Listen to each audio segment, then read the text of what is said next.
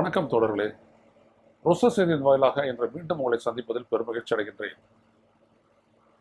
நேற்று அமெரிக்க அதிபர் Donald Trump மீண்டும் ஒரு முறை கூறியுள்ளார், எனது தலையீட்டில்தான் பாகிஸ்தானுக்கும் இந்தியாவிற்குமான போர் நிறுத்தப்பட்டது. அதற்கு நாங்கள் வர்த்தகத்தை ஒரு கருவியாக பயன்படுத்தினோம். இப்படி நாங்கள் தலையிட்டு செய்யவில்லை என்றால் இரண்டு நாடுகளுமே அணு ஆயுதங்கள் கொண்டவை. அவைகளுக்குள் பெரும் போர் மூண்டால் அது பெரிய உயிரிழப்பை ஏற்படும். எனவேதான் தலையிட்டோம் என்று சொல்லியிருக்கின்றார். அது மட்டுமல்ல, இன்னொன்றையும் சொல்லியிருக்கின்றார். இந்த பல்வேறு நாடுகளுக்கு வரி விதிப்பு தொடர்பான ட்ரம்பினுடைய அந்த நடவடிக்கைக்கு எதிராக நியூயார்க்கில் உள்ள அந்த ஃபெடரல் கோர்ட்டில் தொடரப்பட்ட வழக்கில் அரசு சார்பாக தொடரப்பட்ட அந்த பதில் மனுவிலும் இதையே தான் அவர்கள் சொல்லியிருக்கிறார்கள். எந்த இடத்திலும் எதுவும் மறைக்கவில்லை. நாங்கள் தலையிட்டோம், இரு தரப்பினருடன் பேசினோம், அவர்களிடம் நாங்கள் வர்த்தகத்தை நிறுத்துவோம் என்று சொன்னோம், அதன் பிறகுதான் இந்த போர் நின்றது என்று அழுத்தம் திருத்தமாக அவர்கள் நீதிமன்றத்திலேயே பதிவு செய்திருக்கிறார்கள். ஆனால் இங்கே பார்த்தீர்களான நமது அயலுறவு செயலர் ஜெய்சங்கரோ அல்லது பிரதமர் மோடியோ அல்லது ராஜ்நாத் சிங்கோ யாருமே இப்படி ஒன்று நடந்ததாக இதுவரை ஒப்புக்கொள்ளவே இல்லை. அதாவது திரு ட்ரம்ப் அவர்கள் தான் தலையிட்டு இரு நாட்டு தலைவர்களுடன் பேசியதற்கு பிறகுதான் இந்த அமைதி சீஸ்ஃபயர், இந்த போர் நிறுத்தம் என்பது நடைமுறைக்கு வந்தது என்பதை இதுவரை சொல்லவில்லை. இதில் குறிப்பிடத்தக்க விடயம் என்னவென்றால், இப்பொழுதும் இந்திய தரப்பு என்ன சொல்லுகின்றது என்றால், பாகிஸ்தானுடைய அந்த director general of military operation DGMO என்று சொல்வார்கள், அவர்தான் நமது டிஜிஎம்ஓவை தொடர்பு கொண்டு பேசி அந்த போர் நிறுத்தத்திற்கு வேண்டுகோளை விடுத்தார். அதை ஏற்றுத்தான் நாம் அந்த போர் நிறுத்தத்தை கடைபிடித்தோம் என்று சொல்கிறார்கள்.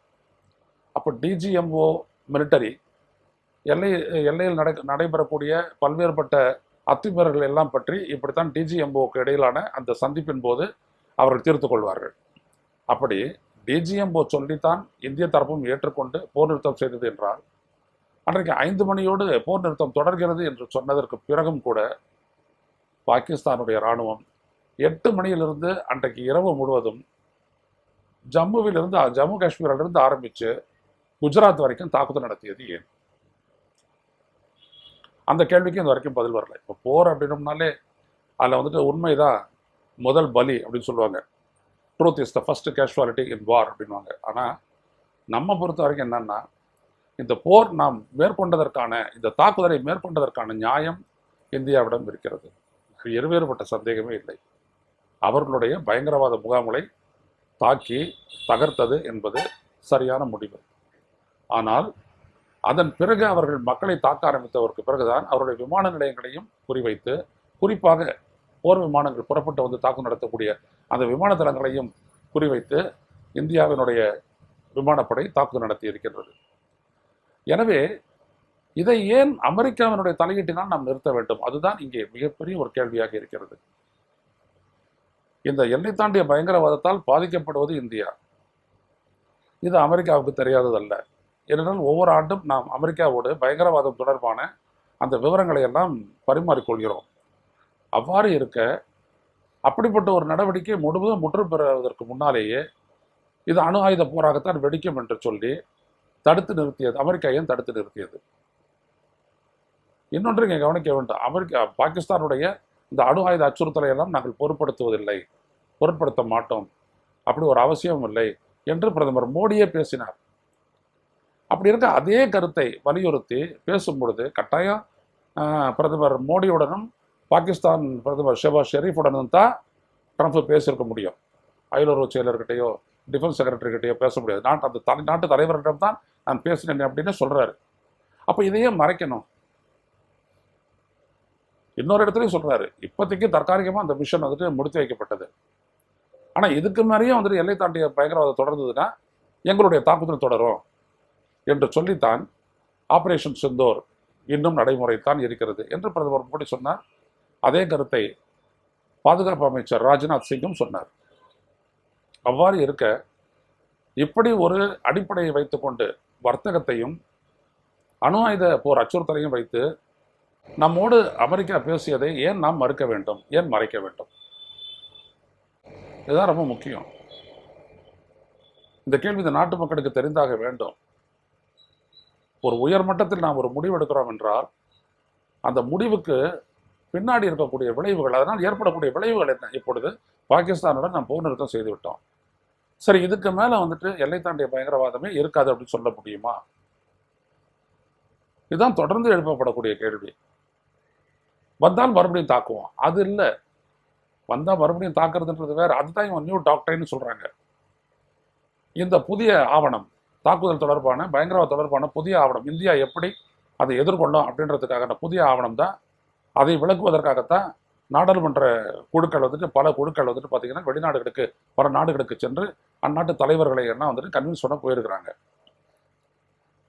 அப்போ இங்க என்ன அப்படின்னம்னா, எல்லை தாண்டிய பயங்கரவாதத்திற்கு முற்றுப்புள்ளி வைக்கப்படவில்லை. ஆனால் அமெரிக்காவுடைய வற்புறுத்தலால் போர் நிறுத்தத்துக்கு போய்விட்டோம். இது வேலை ஹாஃப் டன், பாதி தான் முடிஞ்சிருக்குது அப்படின்றது தான். இது ரொம்ப ரொம்ப முக்கியமானது. இது எதற்காக இந்த அளவிற்கு அமெரிக்கா தலையிட வேண்டும்? அமெரிக்கா டிக்டேட் பண்ண நம்ம அப்படியே கடைபிடிக்கிறோமா?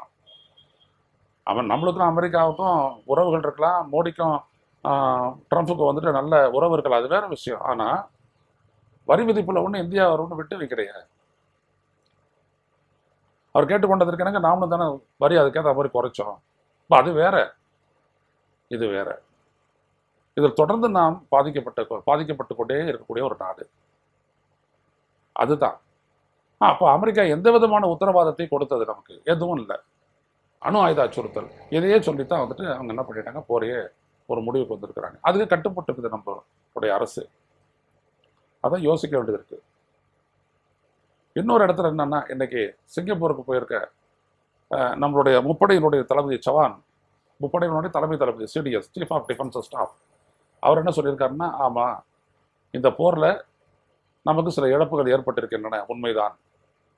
அதாவது எவ்வளவு போர் விமானங்கள் வந்துட்டு பாகிஸ்தானில் வந்துட்டு இந்திய ஜெட் விமானங்கள் சுட்டு வீழ்த்தப்பட்டன என்பது தொடர்பாக கேட்ட கேள்விக்கு அவர் சொல்லியிருக்கார், ஆமா, வி சஃபர்டு லாஸ், எங்களுக்கும் வந்துட்டு நட்டம் ஏற்பட்டது. ஆனால் அது எத்தனை எண்ணிக்கை என்பது முக்கியம் அல்ல, எந்த காரணத்தினால் அப்படிப்பட்ட ஒரு சூழல் ஏற்பட்டது என்பதை பார்க்க வேண்டும். அதுதான் ரொம்ப முக்கியம். அவர் சொல்றது சரிதான். நமது விமானங்கள் சுட்டு வீழ்த்தப்படும், அவர்கள் அதனால வந்துட்டு நம்மளுடைய தாக்குதல் நடத்தாது இருக்க போறதில்லை. அப்புறம் எதுக்கு விமானப்படை இருக்கு நம்மகிட்ட? எனவே அவரும் உறுதி பண்ணியிருக்காரு. ஆனா இப்படியெல்லாம் ஒரு இழப்பு ஏற்பட்டது இந்த போர் நிறுத்தத்துக்கு இந்தியா தள்ளப்பட்டதற்கான ஒரு காரணமா என்கின்ற துணை கேள்வியும் எழுகிறது. அதற்குத்தான் நாடாளுமன்றத்தை கூட்டு விவாதிக்கணும் அப்படின்னு எதிர்கட்சிகள் சொல்றாங்க. ஆனா மோடி அதை மறுத்துக்கொண்டே வருகிறார். உண்மைகளை மறைப்பது ஒன்றும் பாஜகவுக்கும் மோடி அரசுக்கும் புதிதான ஒரு காரியம் ஒன்றும் இல்லை. ஆனா இந்த வேலையை பாதி முடிச்சுட்டு மிச்சத்தை விடுறது அப்படின்றது தான் வந்துட்டு பெரிய நெருக்கடியை ஏற்படுத்துது. எதிர்காலத்தில் இப்படி ஒரு தாக்குதல் வந்தால் திருப்பி அடிப்போம் அப்படின்றது அல்ல.